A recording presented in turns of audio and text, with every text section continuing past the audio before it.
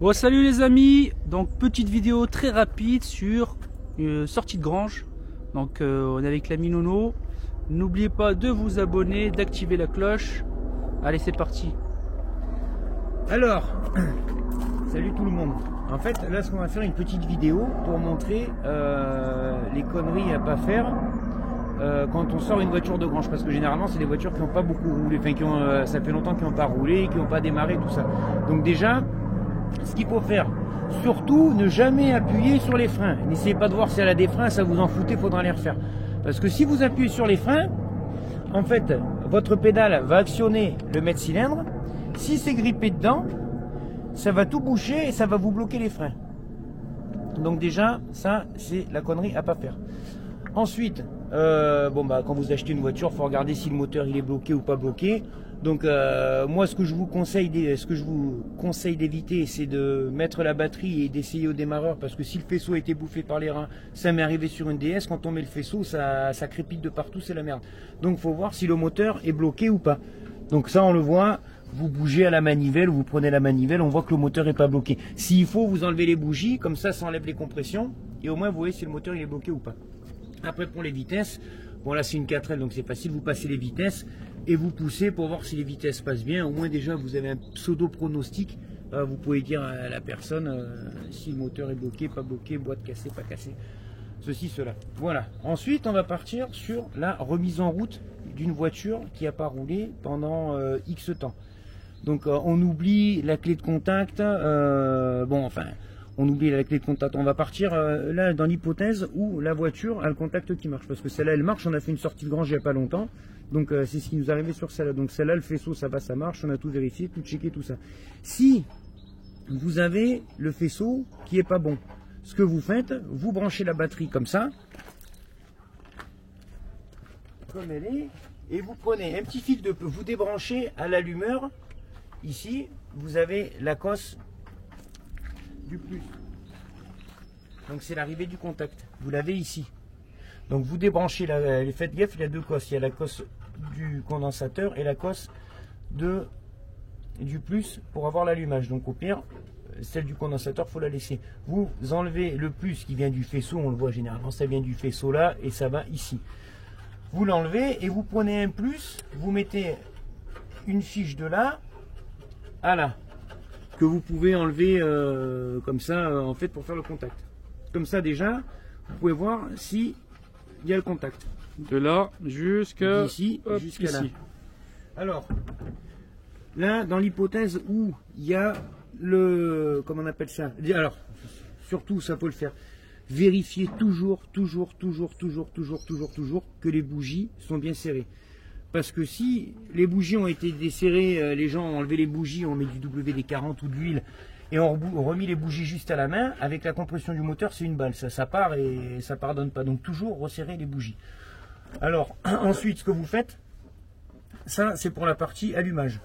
Après, on va voir pour vérifier l'allumage. Niveau essence, vous oubliez le tuyau d'essence, la pompe à essence, vous débranchez tout. Le tuyau... Là, vous voyez, il y a l'arrivée d'essence et après, il y a l'essence qui va jusqu'au carbu. Donc cette durite-là, vous la démontez. Attends, remontre-nous. Celle-là. Ouais, c'est le duo. C'est le duo. Okay. Ouais. Celle-là, vous la démontez et vous la mettez en direction extérieure. Parce que quand vous allez essayer de démarrer, si le moteur démarre, en fait, s'il y a de l'essence, de la vieille essence dans le réservoir, la vieille essence, avec la pompe à essence, elle va partir. Si rien n'est bouché, ça va partir. Donc, que ça parte pas sur le moteur, que ça parte à l'extérieur, ça vous en foutez. Alors moi j'ai fait un truc que je me sers à chaque fois. Quand j'ai enlevé cette pompe à essence, je prends une poire à gasoil ou une poire à essence, je branche au carbu et je pompe dans un bidon ou dans une bouteille. Comme ça au moins, c'est nous qui faisons la pompe, on fait nous la pompe à essence, tac tac tac, on l'amorce dans le carbu. Après vous voyez quand c'est dur, ça veut dire que le flotteur est bon. Et que, quand vous avez nettoyé le carbu avant de la démarrer, vous voyez que le flotteur est bon, donc ça veut dire qu'il y a de l'essence. S'il faut, vous mettez une petite goutte. Quand on enlève le carbu, quand on enlève la boîte à air, en fait voilà, vous allez arriver avec votre pompe, votre tuyau d'essence qui arrive là, que vous avez pompé. Donc là le flotteur il est en haut, vous êtes plein, et s'il faut, vous mettez 2 gouttes dans l'orifice pour qu'il y ait plus d'essence pure, que ça démarre plus vite. Voilà. Comme ça, là, c'est niveau carburation. On part toujours pareil, sur l'hypothèse d'une voiture qui a été arrêtée, qui démarre, quoi. C'est pas... Après, c'est sûr que si elle démarre pas, il faudra vérifier les compressions, ceci, cela. Mais là, on part sur vraiment une sortie de grange. La personne lambda qui achète une voiture un peu bricoleur, qui veut faire péter sa voiture. Ensuite, quand on a mis le contact, je vais te mettre...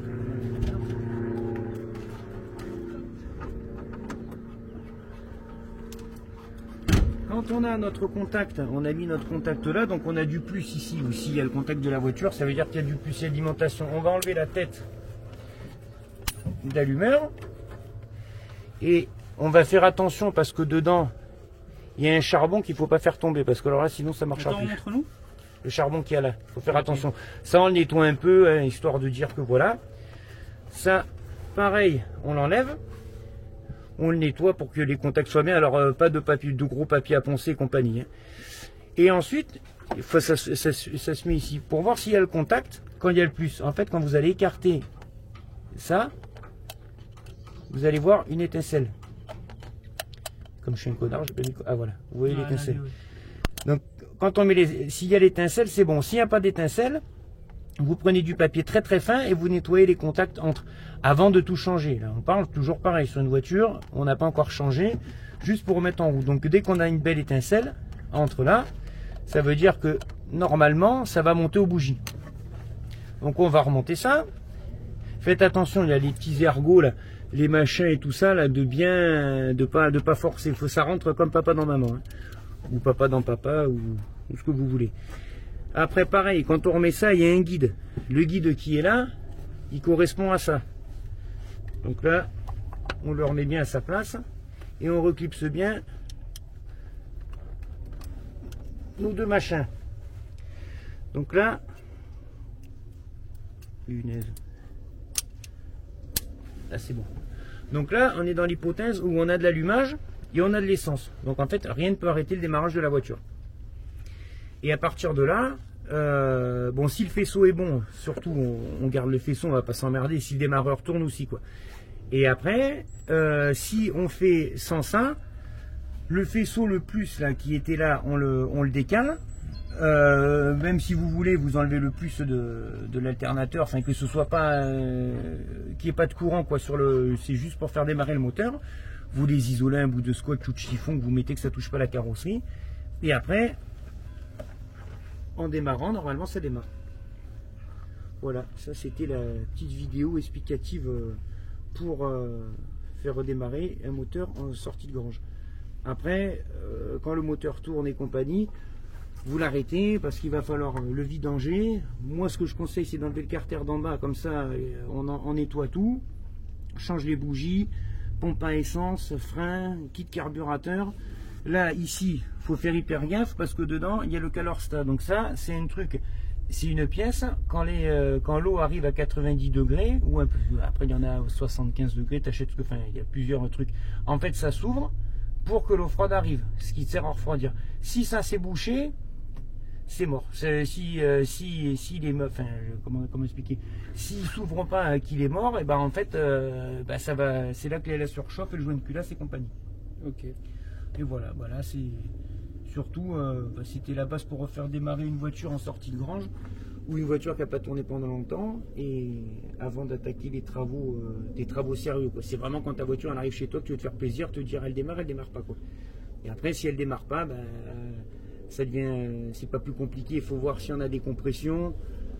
Il y a plein de petits trucs à voir, quoi. Donc c'est pas.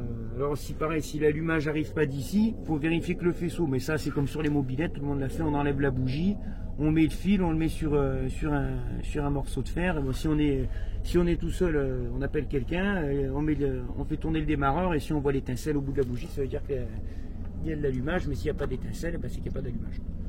Ok. Bon voilà les amis, c'était une petite vidéo très rapide sur une remise en démarrage d'un véhicule qui n'a pas tourné depuis un moment. Donc n'hésitez pas, abonnez-vous et à la prochaine.